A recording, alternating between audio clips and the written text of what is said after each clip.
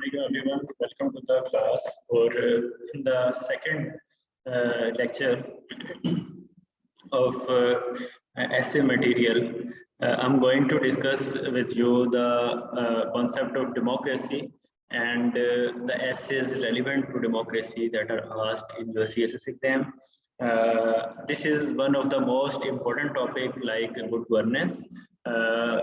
These two topics are somehow asked every year in one way or the other, or these are combined with some other topic like education and democracy, etc. So in the previous 6 years, the essays that were asked in exam about democracy were 4 essays. The flow of discussion will be same. We will first see what was asked in past papers, and then we will move towards understanding of the topic, of the concept, and probable themes and major arguments, and how to start this essay, attention grabbers and befitting quotes, and at the end we will see the relevant reads. Again, there is a disclaimer that these videos are not going to be with you forever, so take your copy and pencil and start writing what I am speaking or what is written on the slides, so that you may have notes once you don't have any videos anymore available. So the second thing is that this is not all about democracy. These are those concepts that I would like to share with you. You should definitely know about these so that you may fare well in exam. इसके अलावा बेशुमार किस्म के arguments हो सकते हैं, वो आपको न्यूज़पेपर से, वो आपको ब्रेनस्टॉर्मिंग से, वो आपको डिफरेंट सब्जेक्ट्स तैयार करते हुए मिल जाएंगे। लेकिन इसके अंदर ज़्यादा हम फोकस्ड उन चीज़ों पर रहेंगे जो मैं ये चाहूँगा कि आप अपने ऐसे में ज़रूर लिखें, ताकि आपका एग्जामिनर आपसे इम्प्रेस हो और आपको अच्छे नंबर जो है वो दे। मूविंग फॉरवर्ड, सबसे पहले सबको पता है डेमोक्रेसी क्या होती है। 2 वर्ड से मिलके बना है, एक होता है डेमो और दूसरा होता है क्रेसी। डेमो और क्रेसी जो है ये 2 डिफरेंट वर्ड हैं। डेमो का मतलब लोग होता है, डेमोग्राफी का वर्ड आपने सुना होगा, लोगों को गिनना, लोगों का नॉलेज। क्रेसी ब्यूरोक्रेसी में भी आता है और डिफरेंट चीज़ों के अंदर क्रेसी का वर्ड आता है, एरिस्टोक्रेसी, ठीक है, इसका मतलब होता है रूल। तो डेमोक्रेसी का मतलब हुआ लोगों के जरिए रूल करना। सबको पता है of the people, by the people, for the people है, प्रोसेस ऑफ चूजिंग रिप्रेजेंटेटिव्स है। सबसे पहली डेमोक्रेसी यूनान के शहर, ग्रीस के शहर एथेंस के अंदर आई थी। उससे पहले कॉन्सेप्ट नहीं था कि लोगों से पूछकर फैसला किया जाए। जो रूलर होता था वो तलवार के जोर के ऊपर इक़्तिदार लेता था और उसके बाद फैसला कर लेता था।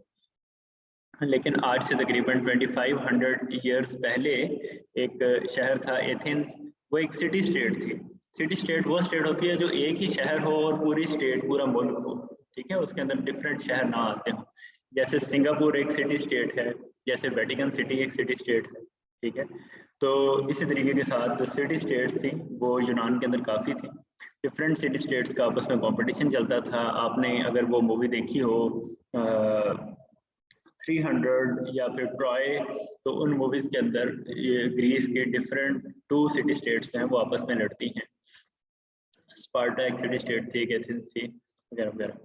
तो जो फर्स्ट डेमोक्रेसी थी वो एथेंस के अंदर आई थी। वहाँ आपको याद होगा कि वहाँ सोक्रेटिस और प्लेटो और एरिस्टोटल इस तरह के बड़े बड़े फिलोसोफर थे, और यहाँ लोग जो है मिलजुल के फैसले करते थे। सब लोगों को अलबत्ता वोट का हक नहीं था, सिर्फ अमीर लोगों को वोट का हक था, लेकिन क्रूड फॉर्म के अंदर एथेंस के अंदर आई। उसके बाद सूरत हाल चलती रही, मुख्तलिफ जगहों पे मुख्तलिफ शक्लों के अंदर ये जो डेमोक्रेसी है ये चलती रही। मिसाल के तौर पे इस्लाम के अंदर अगर आप देखें तो डेमोक्रेसी का थोड़ा सा कॉन्सेप्ट इस तरह से है कि कुछ बड़े लोग जो हैं वो चुनते हैं एक रूलर को। सबको फैसला करने का इख्तियार नहीं था, कुछ बड़े लोगों को था। कुछ मामलात के अंदर जुमे की नमाज के वक्त हज़रत उमर जो है वो अपने इश्यूज जो हैं वो लोगों के सामने रखते थे, लोगों से राय लेते थे। तो इस्लाम के अंदर कुरान पाक की एक आयत भी है कि आपस में मशवरे के साथ काम करो, ये भी एक डेमोक्रेसी की फॉर्म है, ठीक है। अच्छा, ये चीज़ें चलती रहीं, लेकिन 1700s आ गया। 1700s के अंदर जो है बहुत सारे मुल्कों में बादशाहतें थीं। उस वक्त यूरोप का इक़्तिदार जो था वो अरूज पे था। तो यूरोप जो है उसके अंदर फलसफे पैदा हो रहे थे, उसके अंदर जो है वो डिफरेंट तरह के हिस्टोरियंस थे, डिफरेंट तरह के जोग्राफर थे, साइंटिस्ट थे। तो उन सब लोगों ने जो है वो डेमोक्रेसी की बुनियाद रखने के लिए कुछ किताबें लिखी। उसमें सबसे अहम किताब जो है वो एक फलसफी थे रूसो। रूसो की किताब थी सोशल कॉन्ट्रैक्ट, उन्होंने वो किताब लिखी। उसके अंदर उन्होंने अपने वक्त के हिसाब से बहुत ही ज़्यादा मेच्योर बात की। उसके दो टेनेट्स थे, दो मेजर ट्रीटाइज थी। फर्स्ट ट्रीटाइज के अंदर उन्होंने ये बात की कि जनाब जो गवर्नमेंट होती है वो लोगों का ट्रस्ट होती है। अगरचे उस वक्त बादशाह रूल करते थे, लेकिन रूसो ने ये कहा कि क्योंकि लोग टैक्सेस देते हैं इसलिए गवर्नमेंट जो है वो लोगों का ट्रस्ट है। जैसे डिफरेंट ट्रस्ट होते हैं, जैसे ईदी ट्रस्ट है या सिलानी ट्रस्ट है, चीपर वेलफेयर ट्रस्ट है, डिफरेंट ट्रस्ट हैं अभी भी। तो वो क्या करते हैं, वो लोगों से पैसे लेकर लोगों पे खर्च करते हैं। तो रूसो ने कहा कि गवर्नमेंट जो है वो लोगों का ट्रस्ट है। वो ये नहीं है कि कोई बादशाह इसलिए बादशाह है कि वो एक तलवार के जोर पे बना है, उसको पावर है, उसे खुदा ने कहा है कि तुम बादशाह हो। नहीं, उसने लोगों का ट्रस्ट एक संभाला हुआ है और लोगों की खिदमत के लिए करे। और दूसरी ट्रीटाइज के अंदर इससे भी ज्यादा डेडली चीज उन्होंने कर दी जो उस वक्त पॉसिबल ही नहीं थी। आजकल तो पॉसिबल है, उस वक्त पॉसिबल नहीं थी। और वो ये थी कि जो गवर्नमेंट या जो बादशाह इस ट्रस्ट को वायलेट करेगा उसका ये किया जा सकता है कि उसे उसके रूल से उतार दिया जाए, उसको उसके तख्त से उतार के जेल में भेज दिया जाए। ये कभी नहीं हुआ था, कभी किसी ने सोचा ही नहीं था कि बादशाह को आप जज कर सकते हैं कि तुम काम नहीं कर रहे इसलिए निकलो। बादशाह तो एक खुदाई ताकत होता है, बादशाह तो खुदा ने भेजा है। बादशाहों को तो कोई भी नहीं कर सकता, कोई मजदूर बंदा बादशाह नहीं बन सकता। तो रूसो ने सोशल कॉन्ट्रैक्ट दिया कि जनाब ये ऐसे है, आप जो है वो जो बादशाह काम नहीं करेगा हम उसे उतार सकते हैं। उनकी यही राइटिंग जो थी, यही बातें जो थी वो लोगों को पसंद आई। 1789 के अंदर फ्रेंच रेवोल्यूशन आया जो बहुत बड़ा रेवोल्यूशन था, जिसके नतीजे के अंदर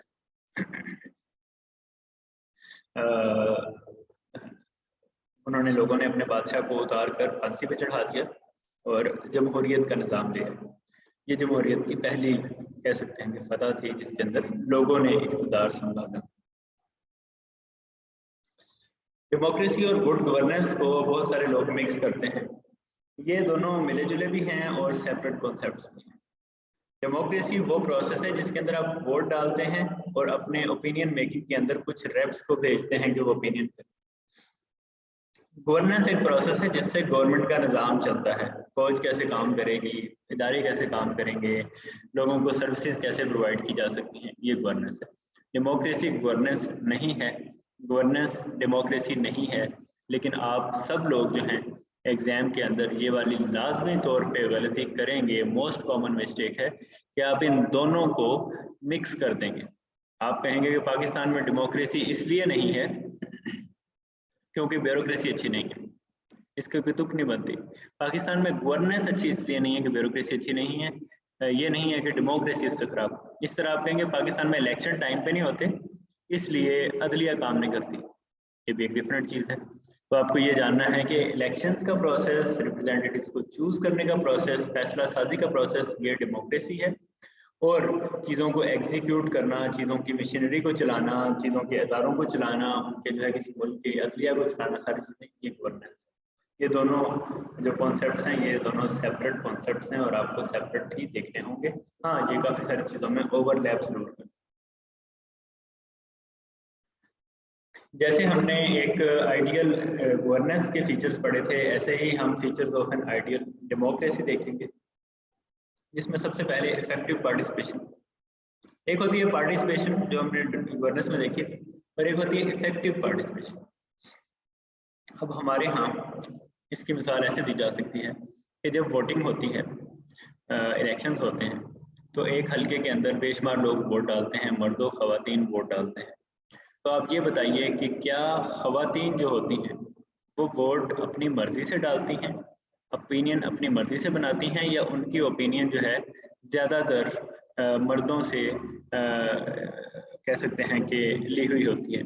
जो शहर होते हैं, जो पढ़ी लिखी खवातीन होती हैं, वो तो अपना वोट खुद डालती हैं, लेकिन देहातों के अंदर आपने देखा होगा कि वोटिंग बेशुमार लोग करते हैं, लेकिन उसके अंदर जो वोट डालने वाली खवातीन होती हैं वो नॉर्मली उसी बरादरी को डाल रही होती हैं जिसके अंदर वो रहती हैं। उन्हें वो कहा जाता है कि जब भी वोट डाल के वो वोट डाल के आती हैं, ठीक है। तो इफेक्टिव पार्टिसिपेशन जो है वो नहीं होती। पार्टिसिपेशन ज़रूर होती है, खवातीन वोट ज़रूर डालती हैं, लेकिन उनको ओपिनियन बनाने के लिए इख्तियार नहीं दिया जाता है, या उनको जो पता ही नहीं होता, या वो इंटरेस्टेड ही नहीं होती कि किसको वोट डालें या किस वोट डालने से फ़ायदा क्या होगा। इसी तरीके के साथ वोटिंग के अंदर इक्वालिटी जो है वो इम्पोर्टेंट है। आजकल तो सब लोगों का वोट बराबर होता है, मेरा तुम्हारा सबका, औरतों का मर्दों का बराबर होता है, लेकिन पहले ये काम नहीं होता था। पहले ये होता था कि जो अमीर आदमी है उसके वोट ज़्यादा होते थे, गरीबों को वोट का हक नहीं था। फिर ये हुआ कि सबको वोट का हक मिल गया, गुलामों को नहीं मिला। फिर गुलामों को भी मिल गया, लेकिन एक गुलाम का वोट जो है मुकम्मल एक वोट नहीं होता था। 5 गुलामों को 3 वोटों के बराबर कहा जाता था अमेरिका में, ठीक है। 5 गुलाम अगर वोट डालेंगे तो 3 वोट उनको मिलेंगे। इसी तरीके से 1919 और 1918 तक अमेरिका और बरतानिया के अंदर खवातीन को वोट का हक था ही नहीं, इक्वालिटी थी नहीं वोटिंग की। तो ये सारी चीज़ें अब सेटल डाउन हो गई हैं, लेकिन किसी भी आइडियल डेमोक्रेसी को अगर आपने देखना है तो आपने उसके अंदर उसके फीचर्स में इफेक्टिव पार्टिसिपेशन और इक्वालिटी इन वोटिंग, ये 2 चीज़ें लाजमी देखनी। उसके बाद तीसरे नंबर पे है इन्फॉर्म्ड इलेक्टोरेट। जो वोट डालने वाले लोग हैं वो, उनकी इंफॉर्मेशन जो है वो हो, ये ना हो कि उन्हें बस बताया जाए कि फलां को वोट डाल दो, वो वोट डाल दें, ऐसा नहीं। उनकी इंफॉर्मेशन जो है वो इन्फॉर्म्ड होनी चाहिए, उन्हें पता होना चाहिए कि कौन कैसा है, फिर वो वोट डाले। और ये मीडिया के थ्रू होगा, वो न्यूज़पेपर्स के थ्रू होगा, ये सोशल मीडिया के थ्रू होगा, या वैसे वो जलसों में जाएं, खवातीन को जाके देख के आएँ, उसके बाद फिर वोट डालें। इसमें एक और चीज़ भी होती है, वो ये होती है कि जो पार्टीज़ के मैनिफेस्टोज होते हैं, जो पार्टी का एजेंडा होता है, जो पार्टी का इलेक्शन जीतने के बाद काम करने का प्लान होता है, वो नॉर्मली पार्टीज़ नहीं बताती। ये सबसे बड़ी मिस्टेक होती है। हमारे वोटर्स के पास लोग आते हैं, वो कहते हैं कि जनाब हमें वोट दो। लोग कहते हैं हमारी सड़क बनवा दो, बस हमें इससे कंसर्न है और किसी चीज़ से कंसर्न नहीं। हालांकि अगर हमारी इन्फॉर्म्ड इलेक्टोरेट हो, पढ़ी लिखी इलेक्टोरेट हो, तो फिर वो ये कहेंगे जनाब ये बताएं कि आप अदलिया के लिए क्या कवानीन बनाएंगे, आप फलां अदारे के लिए क्या कवानीन बनाएंगे, आप दूसरे मुल्कों से ताल्लुकात आपकी पार्टी कैसे रखेगी, ये हमें बताएंगे तो हम वोट देंगे, ताकि हम अगली बार आपको जज कर सकें। क्योंकि हमारे यहाँ एजुकेशन तो है, लोग यूनिवर्सिटी से ग्रेजुएट हैं, लेकिन उन्हें पता ही नहीं है कि जब वोट मांगने आता है तो उससे किन टर्म्स पे बात करनी है, क्योंकि हमारे पास डेमोक्रेटिक एजुकेशन नहीं है जो कि होनी चाहिए। 5th 6th क्लास के बच्चे को ये पढ़ाना चाहिए क्लास स्कूल्स के अंदर कि अगर कोई वोट मांगने आता है तो आपने क्या बात करनी है उससे, क्या चीज़ें अच्छी होती हैं, गुड गवर्नेंस क्या होती है, डेमोक्रेसी क्या होती है, इससे क्या फ़ायदा होगा। अगर ये तालीम का हिस्सा बन जाए तो इन्फॉर्म्ड इलेक्टोरेट बहुत ज़्यादा बढ़ जाएगी, नतीजतन हमारे मुल्क के निज़ाम बेहतर हो। फिर सिटीजन कंट्रोल ऑफ एजेंडा, लोग एजेंडे को कंट्रोल करें। पार्टियां अपना मैनिफेस्टो ना बनाएं, पार्टियां लोगों से पूछेंगे तुम बताओ तुम्हें किस तरह के कवानीन चाहिए, तुम बताओ तुम्हें किस तरह के इंस्टीट्यूशंस चाहिए, फिर उसको एजेंडा बनाया जाए। ये एजेंडा जो है ये डेमोक्रेसी का चौथा टेनेट है। 5वां इंक्लूजन है, सब लोगों को शरीक किया जाए, सारी पार्टियां सारे सूबों में जाएं। ऐसा नहीं होता हमारे यहाँ, सारी पार्टियां सारे सूबों में नहीं जाती हैं, लेकिन हर जगह जाना चाहिए। फिर फंडामेंटल राइट्स, तकरीबन 20 के करीब ऐसे राइट्स हैं जो हर इंसान को पता होने चाहिए जो किसी मुल्क में पैदा हुआ है, लेकिन नहीं पता होते। हमारे पाकिस्तान के कॉन्स्टिट्यूशन के आर्टिकल 8 से लेकर 28 तक फंडामेंटल राइट्स अवेलेबल हैं, लेकिन पता नहीं होता। Free fair and frequent elections, हमारे यहाँ ना फ्री इलेक्शंस होते हैं, ना फेयर होते हैं, ना फ्रीक्वेंट होते हैं, तीनों एफ्स होने चाहिए। और उसके बाद इंडिपेंडेंट सोर्सेज ऑफ इंफॉर्मेशन होने चाहिए, ठीक है। पाकिस्तान की डेमोक्रेसी के अंदर इश्यूज जो हैं उसमें एक तो सोसाइटी का स्ट्रक्चर है। हमारी सोसाइटी के अंदर क्लास डिवीजन बहुत ज़्यादा है, डेमोक्रेटिक नॉर्म्स बहुत कम है, तो इन दोनों चीज़ों को लेकर चलना। क्लास डिवीजन कैसे है, अमीर अमीर तर है, गरीब गरीब तर है, कुछ लोग वडेरे हैं, कुछ लोग उनके हारी हैं, बराबरी की सतह नहीं है। इस वजह से पाकिस्तान के अंदर डेमोक्रेसी पनप नहीं सकती। अगर कोई अमीर आदमी खड़ा हो जाए तो गरीब उसको क्वेश्चन नहीं कर सकता।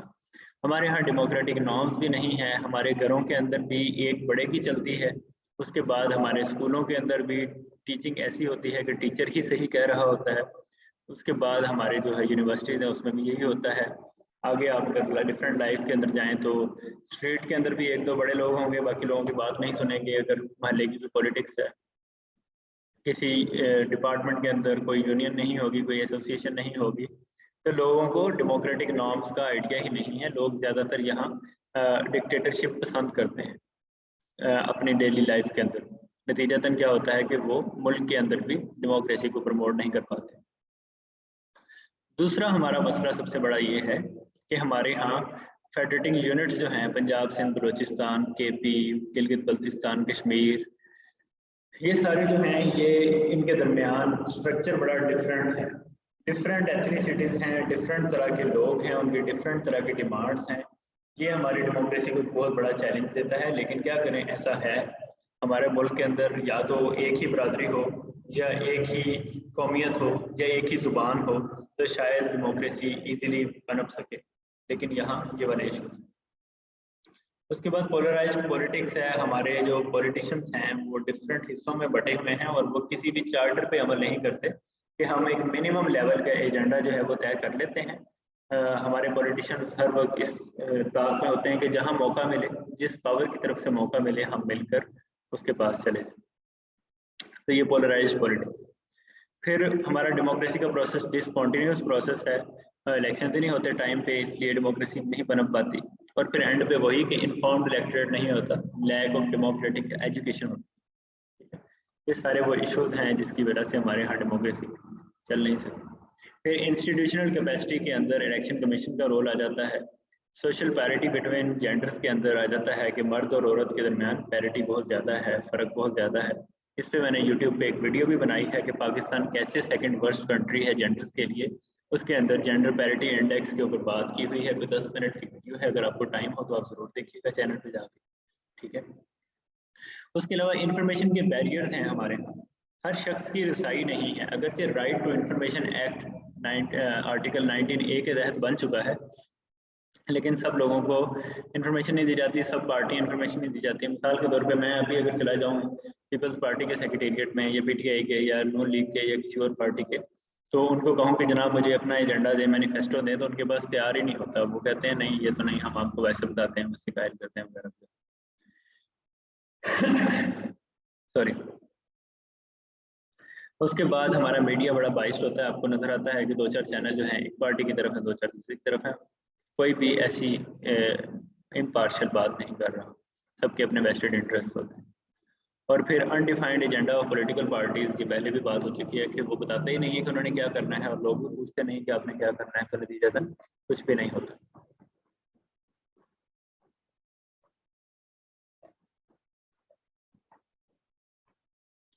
अच्छा, इसमें सबसे ज़्यादा इंपॉर्टेंट फंडामेंटल राइट्स हैं। बाकी चीज़ों के बारे में आपको काफ़ी कुछ पता है, लेकिन फंडामेंटल राइट्स के बारे में आप लोग जो हैं वो बहुत ज़्यादा बेखबर होते हैं।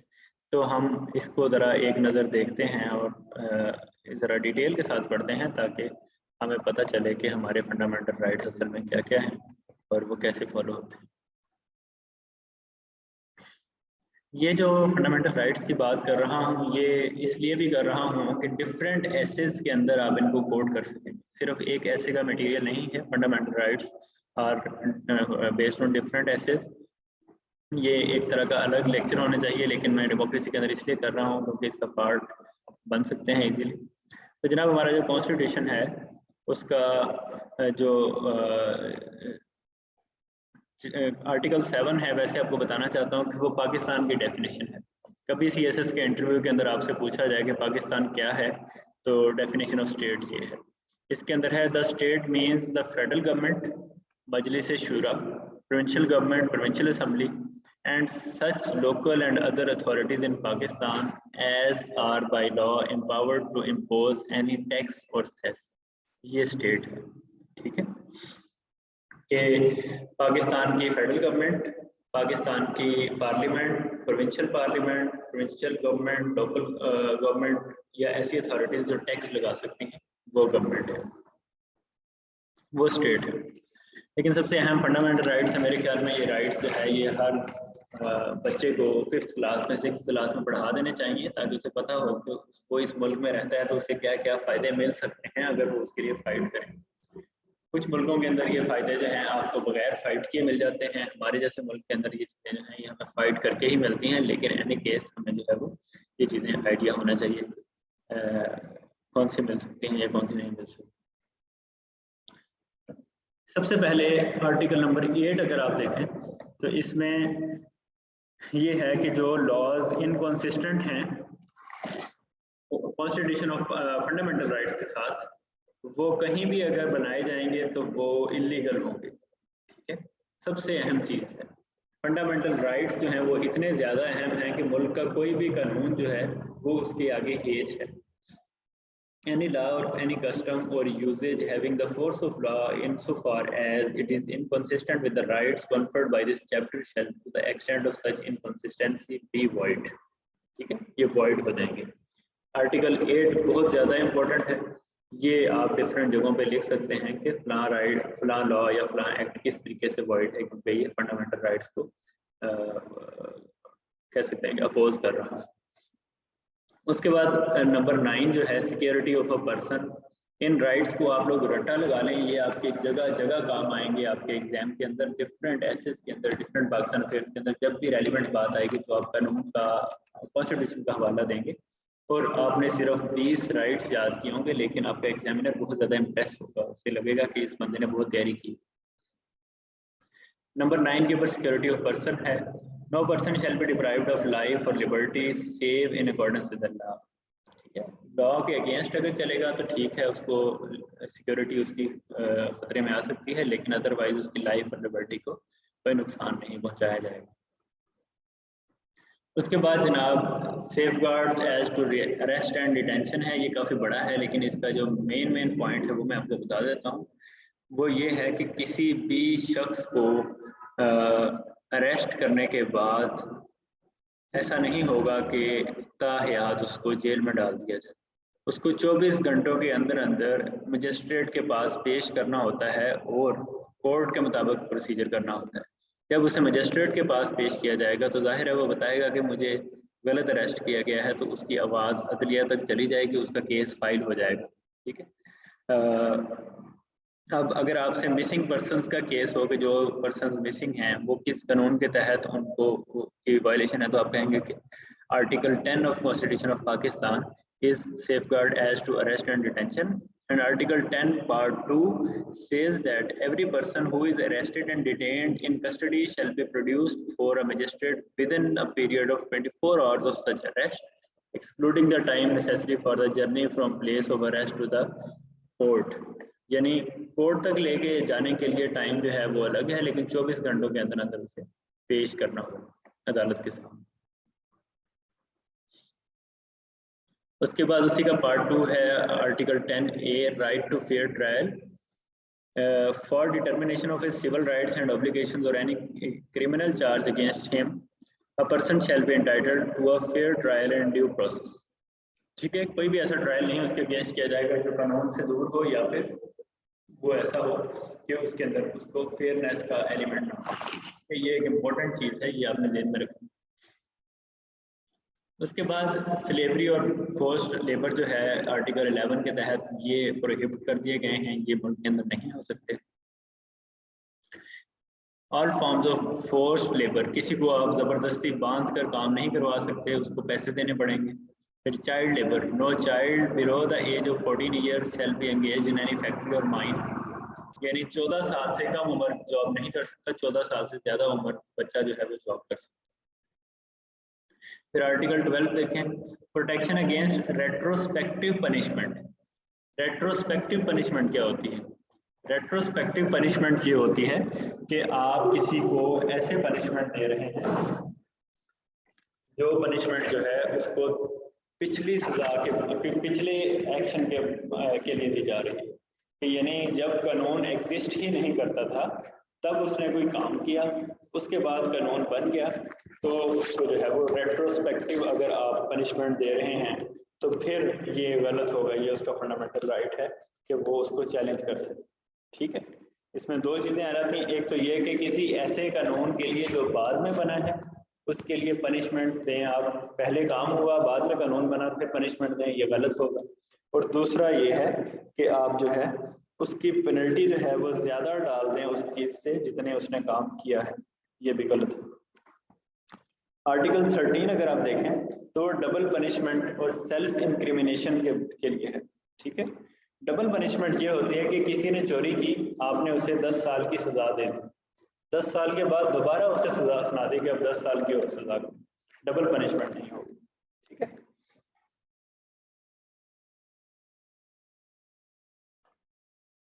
उसके बाद 14 नंबर पे डिग्निटी ऑफ मैन है कि इंसान की इज्जत जो है वो हमने करनी है, ठीक है। हर इंसान की एक डिग्निटी है जिसकी प्राइवेसी ऑफ होम, उसके घर की प्राइवेसी और डिफरेंट चीज़ें जो हैं वो हम नहीं छेड़ेंगे। अगर बगैर वारंट के पुलिस आपके घर में घुस आए या कोई आपके घर में घुस आए तो आप उस पर केस कर सकते हैं कि मेरा फंडामेंटल राइट जो है वो वायलेट हुआ है, ठीक है। इस चीज़ को आपने ध्यान रखना है। 15, 16 and 17 these are extremely important for democracy ऐसे, ठीक है। 15 के अंदर फ्रीडम ऑफ मूवमेंट है, आप अपनी मूवमेंट्स जो हैं वो आज़ादाना तौर पे कर सकते हैं, आपको कोई नहीं रोकेगा। अगर आप किसी भी शहर में जाना चाहें, किसी भी जगह पर जाकर रहना चाहें तो आपको नहीं रोका जा सकता। 16 नंबर के ऊपर असेंबली है, आपका जब दिल करेगा आप इकट्ठे हो सकेंगे बाहर, जलसे की फॉर्म में, रैली की फॉर्म में, लॉन्ग मार्च की फॉर्म में, आपको कोई भी जेल में नहीं भेजेगा कि आप यहाँ का पीस डिस्ट्रॉय कर रहे हैं, ठीक है।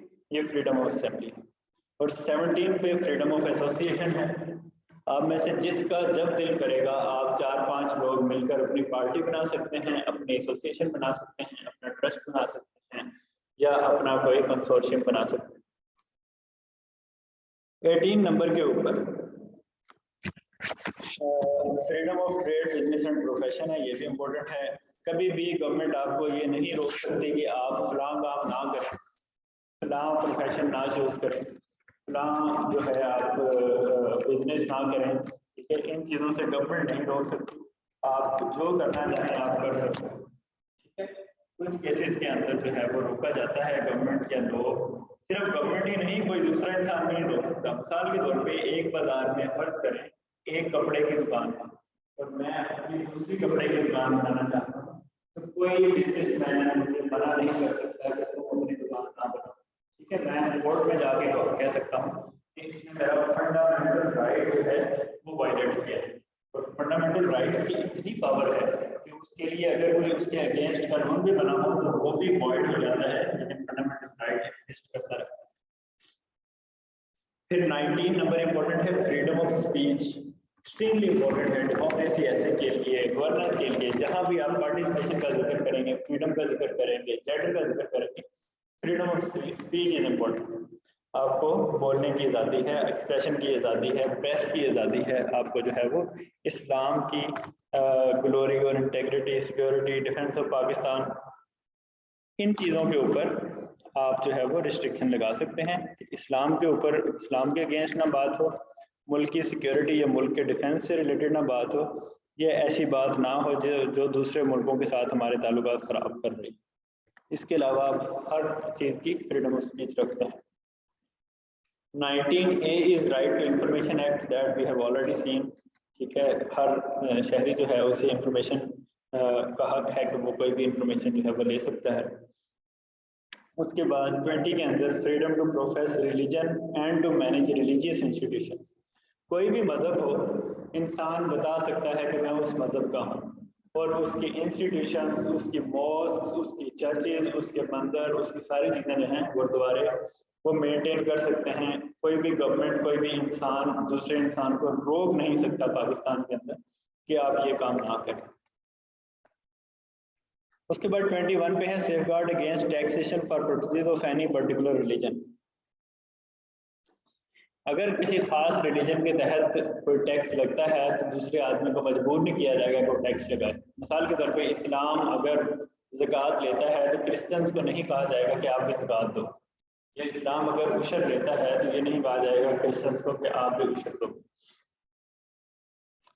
उसके बाद 22 के अंदर है safeguard as to educational institutions in respect of religion, मजहबी तालीम के इदारों को सेफगार्ड किया जाएगा। कोई भी आदमी जो है वो उसको किसी भी तरीके के साथ फोर्स नहीं किया जाएगा और किसी भी मजहब की जगह को बंद नहीं किया जाएगा कि ये यहाँ क्यों है। 23 और 24 बहुत ज़्यादा इंपॉर्टेंट हैं, प्रॉपर्टी राइट्स से रिलेटेड हैं, जो स्टेट का एक फंडामेंटल फंक्शन है कि वो लोगों के प्रॉपर्टी राइट्स को जो है वो वायलेट नहीं होने देते। ठीक है, तो प्रॉपर्टी राइट्स से रिलेटेड जो आर्टिकल्स हैं 23, 24, प्रोटेक्शन ऑफ प्रॉपर्टी राइट्स और प्रोविजन एज टू प्रॉपर्टी, आप अपनी प्रॉपर्टी रख भी सकते हैं और उस रखी हुई प्रॉपर्टी को प्रोटेक्ट करने का जिम्मा भी स्टेट का है। 25 जो है वो इक्वालिटी ऑफ सिटीजन्स है, इसके अंदर सब सिटीजन्स से बराबर का सलूक किया जाएगा। There shall be no discrimination on the basis of sex. Nothing in this article shall prevent the state from making any special provision for protection of women and children. आप कहेंगे कि सर अच्छा अगर बराबरी है तो फिर खवातीन का कोटा क्यों होता है?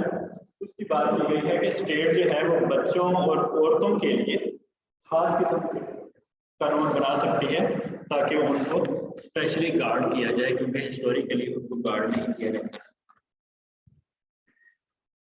27 के अंदर ये है कि पाकिस्तान की जो सर्विसेज हैं उसके अंदर डिस्क्रिमिनेशन नहीं होगी। ये नहीं होगा कि कोई क्रिश्चियन जो है वो फौज में नहीं जा सकता या ब्यूरोक्रेसी में नहीं आ सकता, या कोई हिंदू जो है वो फलां काम नहीं कर सकता। सारे पाकिस्तान की जो सर्विसेज हैं उसके अंदर आप लोग जो है कर सकते हैं।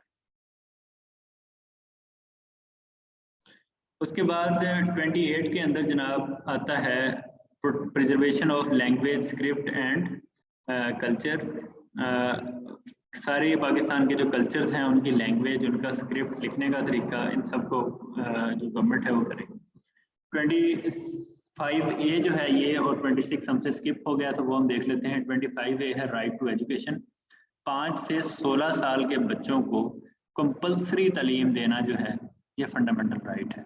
कोई 15 साल का बच्चा अगर उसके वालिदैन कहें कि तुम स्कूल छोड़ के काम कर लो, तो वो कोर्ट में जाकर कह सकता है कि कानून मुझे जो है वो 16 साल की उम्र तक कंपल्सरी एजुकेशन देने का कहता है, मैं कैसे स्कूल छोड़ सकता हूँ। 26 के अंदर जो है non discrimination in respect of access to public places. ठीक है, किसी भी किस्म की जो है पब्लिक प्लेसेस के अंदर जाने से डिस्क्रिमिनेशन नहीं होगी। ये नहीं कहा जा सकता कि आप फलां जगह पे नहीं खड़े हो सकते, फलां पार्क को अटेंड नहीं कर सकते, फलां मस्जिद, फलां कब्रिस्तान के अंदर नहीं जा सकते। ये सारी चीज़ें जो है सब लोगों के लिए हैं, यहाँ कोई भी आपको रोकेगा नहीं।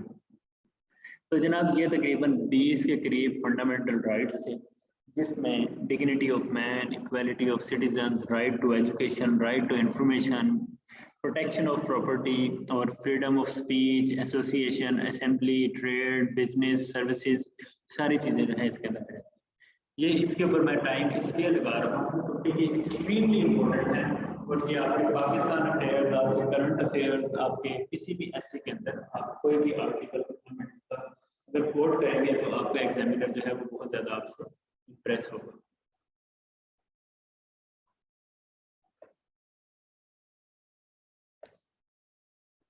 उसके बाद जनाब हम वापस अपनी स्लाइड पे जाते हैं।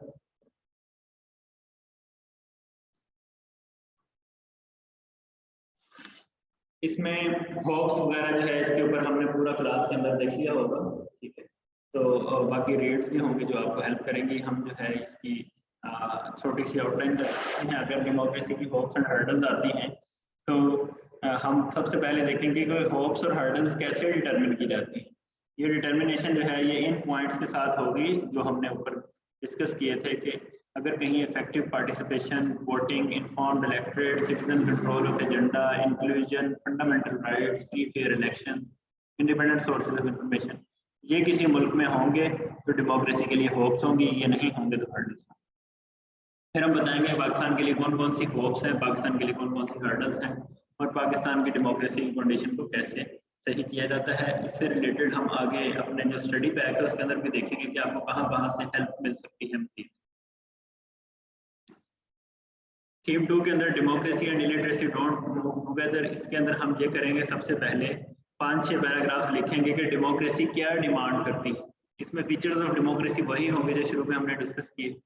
उसके बाद इलिटरेसी कैसे डेमोक्रेटिक डेवलपमेंट को रोकती है, इस पे 5-6 आर्गूमेंट्स लिखेंगे। और फिर हम कुछ कंट्रीज की केस स्टडीज दे देंगे जिसमें ग्रीक सोसाइटी ऑफ एथेंस की और यूनाइटेड स्टेट्स ऑफ अमेरिका की है। दोनों के अंदर अगर आप देखें, ग्रीस के अंदर या अमेरिका के अंदर, दोनों के अंदर डेमोक्रेसी इसलिए थ्राइव की है क्योंकि दोनों के अंदर तालीम बहुत ज़्यादा थी।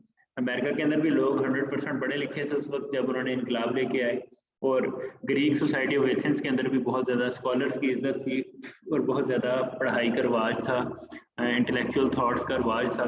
इसलिए जो है इन दोनों सोसाइटीज़ के अंदर डेमोक्रेसी जो है वो थ्राइव की। हालांकि इनके दरमियान तकरीबन 2000 ईयर्स का फ़र्क है, लेकिन ये है कि इसके बावजूद डेमोक्रेसी हर दौर में तालीम पर डिपेंडेंट रही। इसको आप मज़ीद स्टडी कर सकते हैं ऑनलाइन। थीम 3 है polarised politics, issues and challenges to democracy in Pakistan. सबसे पहले हम 2-3 पैराग्राफ्स में बताएंगे कि पोलराइज्ड पॉलिटिक्स कैसे है, पाकिस्तान की सियासी जमातें कैसे एक दूसरे से दूर दूर हैं और किसी एक मेजर एजेंडे पे राजी नहीं होती।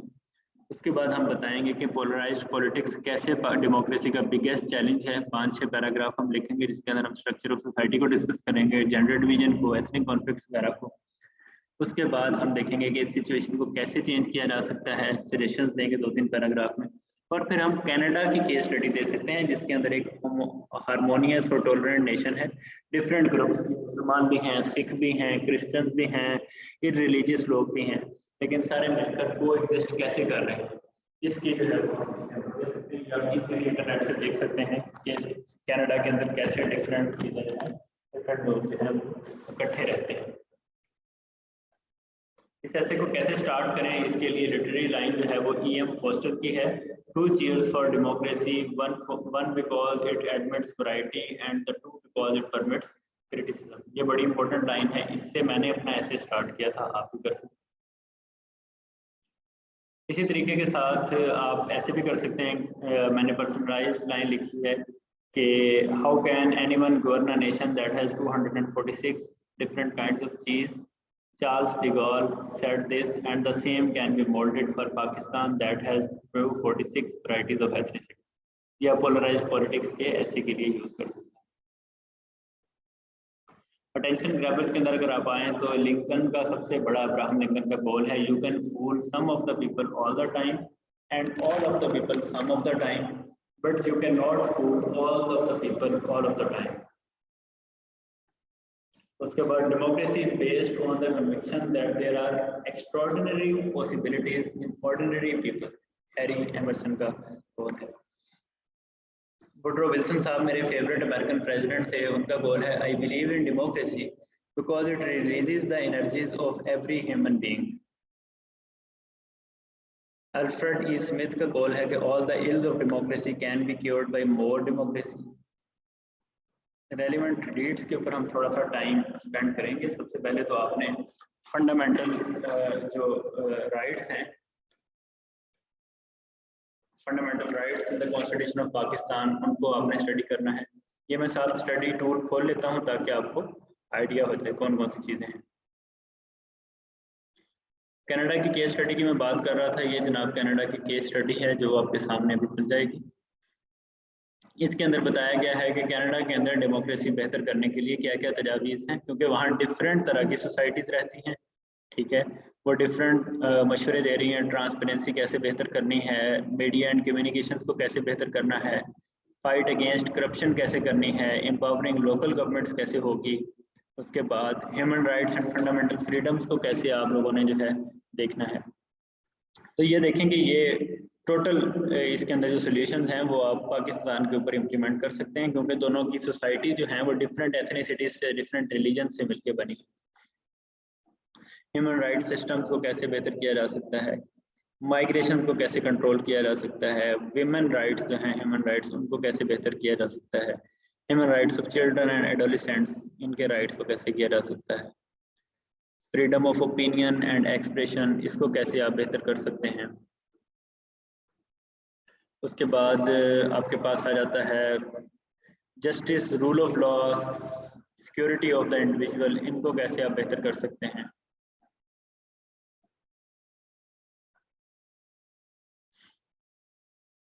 एक्सेस टू जस्टिस कैसे बेहतर किया जा सकता है, इंडिपेंडेंस ऑफ जुडिशरी कैसे बढ़ सकती है। उसके बाद ड्रग प्रॉब्लम उनका पर्सनल प्रॉब्लम है, हमारे यहाँ ड्रग प्रॉब्लम नहीं है अल्हम्दुलिल्लाह। ट्रांसनेशनल ऑर्गेनाइज्ड क्राइम को कैसे बेहतर किया जा सकता है, प्रिवेंशन ऑफ वायलेंस को, सिक्योरिटी कैसे बेहतर की जा सकती है। कुछ चीज़ें आपको पाकिस्तान से रिलेटेड मिलेंगी, कुछ नहीं। फाइट अगेंस्ट टेररिज्म पाकिस्तान से रिलेटेड मिलेगी। सिविल सोसाइटी का क्या रोल है, ट्रेड इन्वेस्टमेंट्स को कैसे बेहतर किया जा सकता है। यानी पूरा एक डॉक्यूमेंट है जो आपको डिफरेंट एसेस के अंदर कनाडा की केस स्टडी जो है वो दे सकेगा, और आप 1 या 2 पैराग्राफ्स इस पे लिखकर एग्जामिनर से शाबाश ले सकते हैं कि इस बंदे ने वर्ल्ड वाइड रिसर्च की हुई। ट्रांसपोर्ट को कैसे बेहतर करना है, एनर्जी को कैसे बेहतर करना है, ये सारी चीज़ें हैं। पहले डेमोक्रेसी वाली चीज़ें थी, उसके बाद। और ये किस लिए पाकिस्तान के साथ मिलती हैं, क्योंकि कनाडा और पाकिस्तान की पॉपुलेशन जो है वो डिफरेंट एथनिसिटीज़ हैं। कनाडा के अंदर भी माइग्रेंट्स बहुत ज़्यादा हैं, मुसलमान, हिंदू, सिख, क्रिश्चियन, रिलीजियस लोग। पाकिस्तान के अंदर भी रिलीजन्स डिफरेंट हैं। फिर पंजाबी, सिंधी, बलोची और जो पश्तून हैं, इन सब लोगों के, गिलगिती लोग हैं, बल्ती लोग हैं, इन सब लोगों के जो हैं डिफरेंट एथनिसिटीज़ हैं, डिफरेंट इन लोगों के सोसाइटी के स्ट्रक्चर्स हैं, जिसकी वजह से ये देखें ये रूरल डेवलपमेंट से रिलेटेड बात कर रहे हैं, ठीक है। लेबर एंड एम्प्लॉयमेंट से रिलेटेड पूरा एक मुल्क को इम्प्रूव करने के लिए उन्होंने एक केस स्टडी दी है, ठीक है। आप इसको स्टडी करके पाकिस्तान के लिए पैरेलल्स ड्रॉ कर सकते हैं, इनकी एग्जांपल्स दे सकते हैं, इनकी जो है सक्सेस स्टोरीज आप लिख सकते हैं, ठीक है। ये अगरचे एक पैराग्राफ मैक्सिमम होगा, लेकिन ये है कि डिफरेंट एसेस के अंदर ये वाला डॉक्यूमेंट जो है चल जाएगा। हेल्थ सेक्टर के अंदर क्या क्या रिफॉर्म्स आ सकते हैं, कम्युनिकेबल डिजीजेस को कैसे कवर किया जा सकता है, नॉन कम्युनिकेबल डिजीज, मुकम्मल उन्होंने एक जामे गुड गवर्नेंस, डेमोक्रेसी, इकोनॉमी, सब चीज़ों का एक प्लान उन्होंने बना के दिया है।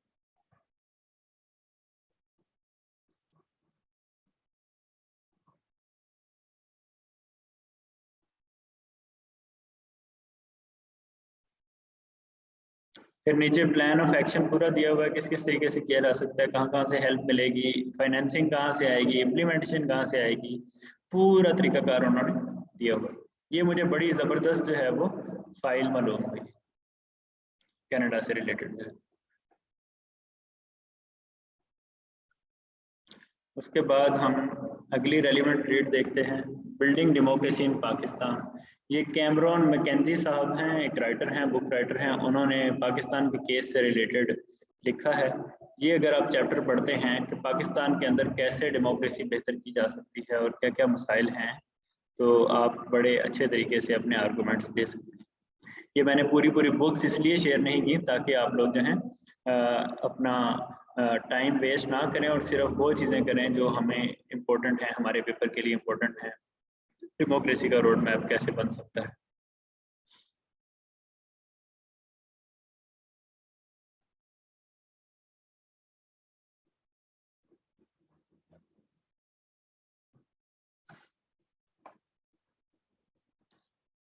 उसके बाद व्हाट इज डेमोक्रेसी के ऊपर एक कंप्लीट गाइड जो है वो मैंने आपके लिए रखी है।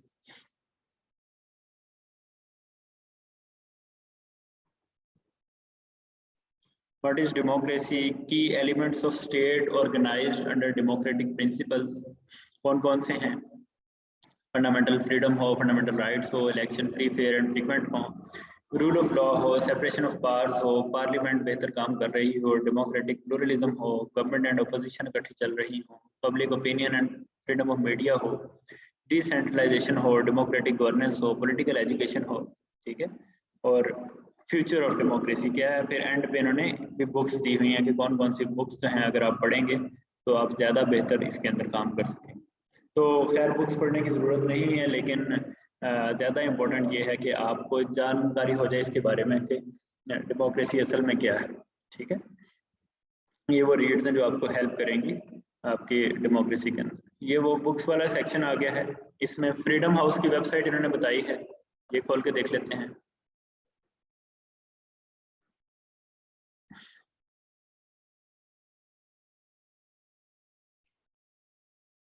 फ्रीडम हाउस डेमोक्रेसी के इश्यूज के ऊपर बात करता है, पॉलिसी रिकमेंडेशंस देता है, पर्सपेक्टिव इश्यूज देखता है, ठीक है। इसके अगर हम एंड पे आए, कंट्रीज के अंदर आप जाएं और पाकिस्तान को देखें,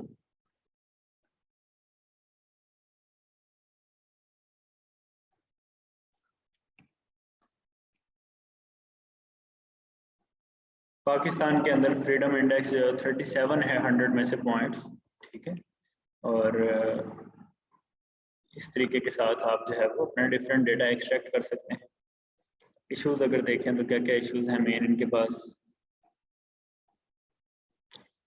डेमोक्रेसी से रिलेटेड टेक्नोलॉजी डेमोक्रेसी को कैसे चेंज कर सकती है, यूएस कैसे चेंज करता है, डेमोक्रेसी इन डिक्लाइन किन किन मुल्कों में हैं, इलेक्शंस की इंटीग्रिटी कैसे होती है, इक्विटी कैसे, इक्वालिटी कैसे होती है, ह्यूमन राइट्स की, media freedom, government accountability, freedom of expression, freedom of assembly, strengthening civil society, religious freedom, regional programmes क्या क्या हैं, ह्यूमन राइट्स सपोर्ट प्रोग्राम्स क्या क्या हैं वगैरह वगैरह। आप इन पे डिफरेंट अगर आर्टिकल्स पढ़ें तो आपको जो है काफ़ी ज़्यादा किस्म की चीज़ें जो है वो पता चल जाएंगी। एक्सप्लोर द मैप इनका एक इंटरेस्टिंग पोर्शन लग रहा है, देखते हैं कि उसके अंदर क्या चीज़ वो शो करते हैं। ये जनाब वर्ल्ड मैप है जिसके अंदर डेमोक्रेसी फ्री नहीं है, पार्शली फ्री हैं और टोटली फ्री है। जिसके अंदर पार्शली फ्री है उसके अंदर पाकिस्तान आता है 37 मार्क्स के साथ, इंडिया आता है 66 मार्क्स के साथ, अमेरिका के 83 मार्क्स हैं, मैक्सिको के 160 मार्क्स हैं। बड़ा मज़ेदार मैप है। डेनमार्क का अगर आप देखें तो 97 मार्क्स हैं, कनाडा के 98 मार्क्स हैं जनाब, ये तो बड़ा ज़बरदस्त स्कोर है कनाडा। फिर नॉर्वे के 100 मार्क्स हैं फ्रीडम के मुताबिक, स्वीडन के भी 100 हैं, फिनलैंड के भी 100 हैं, एस्टोनिया के 94 हैं, लातविया के 88 हैं, इंडिया के कितने थे 66। ये देखें पाकिस्तान के 37 हैं, इंडिया के 66 हैं, यानी डबल है तकरीबन पाकिस्तान से। बांग्लादेश के 39 है, पाकिस्तान वाला ही हिसाब है, इंडोनेशिया के 59 है, ऑस्ट्रेलिया के 95 हैं मार्क्स। फिर साउथ अफ्रीका का अगर आप देखें, कहाँ है साउथ अफ्रीका,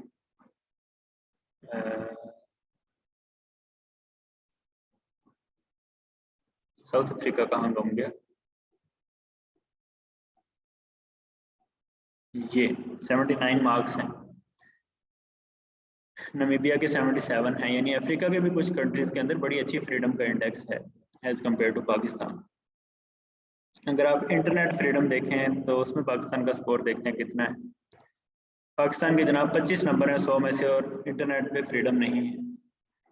डेमोक्रेसी का स्टेटस देखें तो उसमें हमें पता चलेगा जनाब पाकिस्तान कहाँ पे है। ये पाकिस्तान का डेटा ही अवेलेबल नहीं है, यानी इससे रिलेटेड हमारा डेटा हमें जरूरत नहीं है। ठीक है, तो ये आपको एक वन स्टॉप शॉप होगी जिसके अंदर आप 3-4 किस्म का डेटा इकट्ठा ले सकते हैं फ्रीडम हाउस से। फ्रीडम हाउस का आप लिख सकते हैं पेपर में कि अकॉर्डिंग टू फ्रीडम हाउस, ये एक रिप्यूटेड फोरम है, इसलिए आपको कोई मसला नहीं होगा इसको कोट करने में। फिर बाकी भी इसी तरीके से इनके जो हैं वो डिफरेंट रेट्स हैं, जैसे मैंने आपको निकाल के दिखाई। फिर CSIS एक थिंक टैंक है, उसका पाकिस्तान से रिलेटेड, पाकिस्तान की डेमोक्रेसी से रिलेटेड जो है पॉइंट ऑफ व्यू है, वो आप पढ़ सकते हैं। इससे भी आपको मजीद इश्यूज मिलेंगे, और ये वर्ल्ड का बेस्ट फोरम है। मैं अपने CSS की तैयारी के दौरान CSIS से बहुत ज़्यादा तैयारी किया करता था। मैं आपको भी दिखा देता हूँ। Centre for strategic and international studies America का सेंटर है, और बड़ा ही ज़बरदस्त इसके अंदर वर्ल्ड वाइड इश्यूज होते हैं जिसके ऊपर बात की जाती है। डिफरेंट टॉपिक्स होते हैं, हंड्रेड्स ऑफ टॉपिक्स होते हैं जिस पर बात की जाती है। ठीक है, उसके बाद आपके पास features of an ideal democracy जो हैं ये डिटेल के साथ इधर हैं, यहीं से लेकर मैंने अपनी स्लाइड्स बनाई थी इस डॉक्यूमेंट से लेकर, तो आप इनको भी देख सकते हैं। जर्मनी के अंदर कैसे इनोवेशन आ रही है डेमोक्रेसी के अंदर, क्वालिटी ऑफ डेमोक्रेसी इंप्रूव करने के लिए, ये आप इजीली जो है, ये एक रिसर्च रिपोर्ट है, ये पढ़कर इसकी भी केस स्टडी जो है वो लिख सकते हैं। Issues of democracy in Pakistan, ये एक पूरा रिसर्च पेपर है। ये हम जो है एक छपा हुआ है ग्लोबल पॉलिटिकल रिव्यू में, जो एक अच्छा मैगजीन है, रिप्यूटेड मैगजीन है, रिसर्च पेपर का जर्नल है। तो इसके अंदर पाकिस्तान से रिलेटेड डेमोक्रेसी के सारे इश्यूज 10 पेजेस के अंदर हैं, आप इजीली देख सकते हैं। फिर रीटूलिंग इंस्टीट्यूशन जो है, ये पाकिस्तान के अंदर रिफॉर्म्स कैसे लाए जा सकते हैं, वो उसका चैप्टर है मलिहा लोधी की बुक का।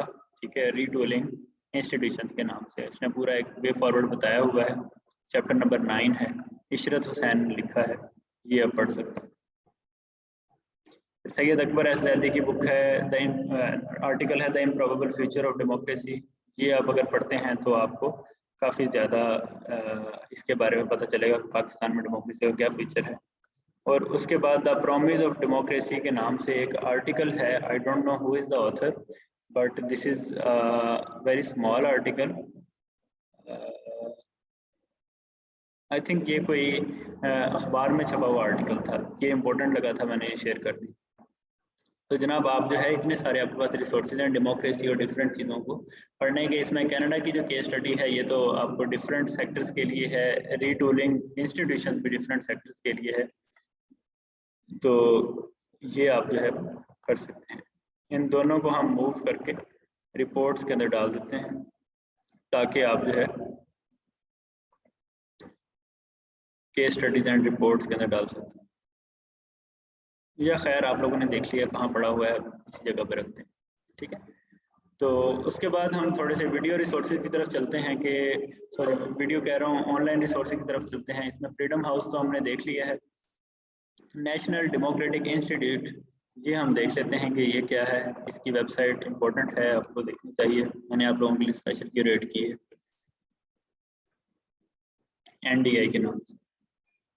इसमें अगर आप पाकिस्तान निकाल लें तो ज़्यादा मज़ेदार हो जाएगा। मीनवाइल जब ये खुलता है हम कुछ और भी साथ देख लेते हैं।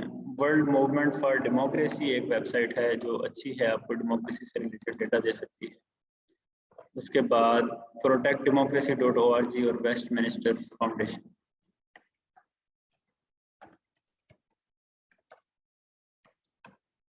और डेमोक्रेसी, और तीसरी कौन सी चीज थी?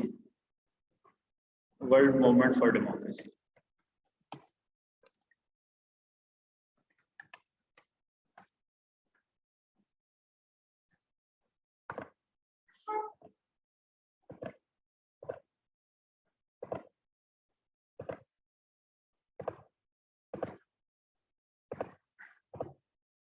NDI तो आई थिंक फिलहाल खुल नहीं रही किसी वजह से, खैर ये आप देख लीजिएगा बाद में। हम वर्ल्ड मूवमेंट फॉर डेमोक्रेसी देख लेते हैं। इसमें एक्सप्लेनर होंगे, इसमें इश्यूज होंगे डेमोक्रेसी से रिलेटेड वर्ल्ड वाइड, और इसके अंदर सॉल्यूशंस होंगे, ठीक है। उसके बाद अगर आप दोनों ही वर्ल्ड मूवमेंट खोल गए और ये वेस्टमिनिस्टर देख लेते हैं, प्रोटेक्ट डेमोक्रेसी .org।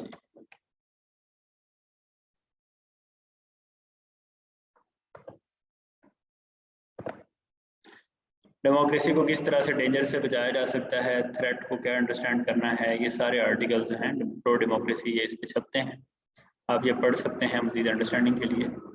डेटा इतना ज़्यादा हो गया है कि आप लोग जो हैं वो बड़ी जो ज़्यादा टाइम लगाकर इसमें से देखेंगे और आपके पास बहुत ज़्यादा डेटा आ जाएगा। इसलिए मैं ये कहूँगा कि आप सिर्फ वो देखें जो आपको इम्पोर्टेंट लगता है, जो आपको लगता है कि आपके लिए काम करेगा, ठीक है। हर चीज़ पढ़ने की ज़रूरत नहीं है, सिर्फ जो चीज़ें आपको कम लगती हैं कि आपके पास उनका नॉलेज नहीं है आप वो पढ़ेंगे। तो होपफुली डेमोक्रेसी से रिलेटेड कोई भी ऐसे आएगा तो आप इजीली उसके अंदर पाकिस्तान पर्सपेक्टिव हो या वर्ल्ड पर्सपेक्टिव हो, केस स्टडीज़ हों, वेबसाइट्स हों, डेटा हो, फैक्ट्स एंड फिगर्स हों, आप इजीली इसको जो है वो कर सकते हैं, ठीक है।